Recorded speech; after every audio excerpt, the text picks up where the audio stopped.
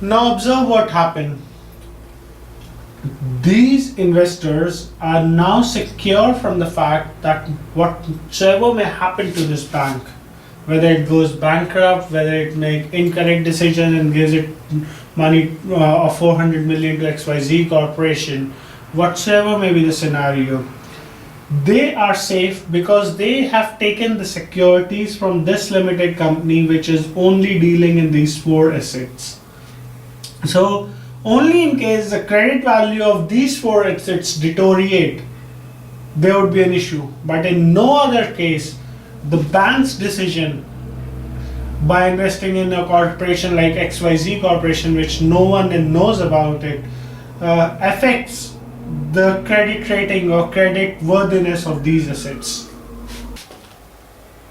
So this organization, which is created simply for the fact to save these investors from bankruptcy of this bank or any other adverse situation to this bank, is a special organization, and hence the name Special Purpose Vehicle or Special Purpose Entity is attached to such organizations.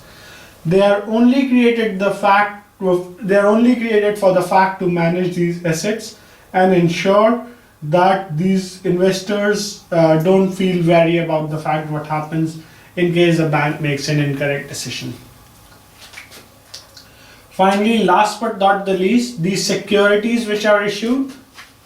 These securities are not all of same types. What happens is that banks come up with different schemes based on the credit worthiness of these securities, because you may see that though all these organizations are good, but not all of them would have the equal capability to repay the loan at the same time or the same place. There would be tranches cut for the securities, and let me just put them. So there would be the first tranche, which would be the senior most tranche and which would have the least factor for default. So this would be the highest tranche in which there would be the minimum situation in which a default can happen. Then there would be tranche 2,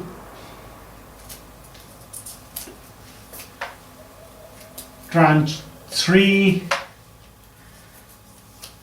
tranche 4, and a subordinated tranche. So basically what we are saying is that this one has the least probability of default, so lowest interest rate would be given over here, and this one has the highest probability of default and a higher interest rate would be given over here if someone invests in this branch. So based on the risk aptitude that these investors would like to carry, they would either buy tranche 1, tranche 2, tranche 3, tranche 4, tranche 5. So they have the flexibility to choose the tranche based on their risk versus return appetite.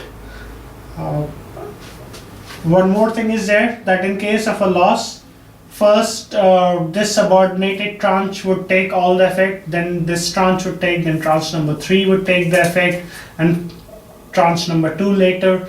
Finally, in case the default is so much or these assets qualities decrease so much that the money is non-recoverable, then only the senior tranche would take the effect. So this is the whole process about securitization. Just to consolidate everything, so any of the borrowing taken by the borrower creates assets for bank, and based on the assets we have different types of securitization.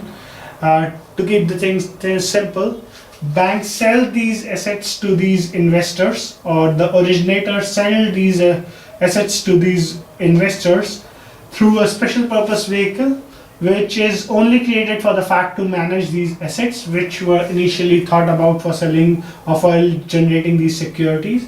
And the securities are generated in tranches, and based on the risk and returns, investors have the option in choosing different tranches. So this is the whole process of securitization. The key terms over here are the borrowers, the originators, who are the originators of assets. So these are the assets that get originated.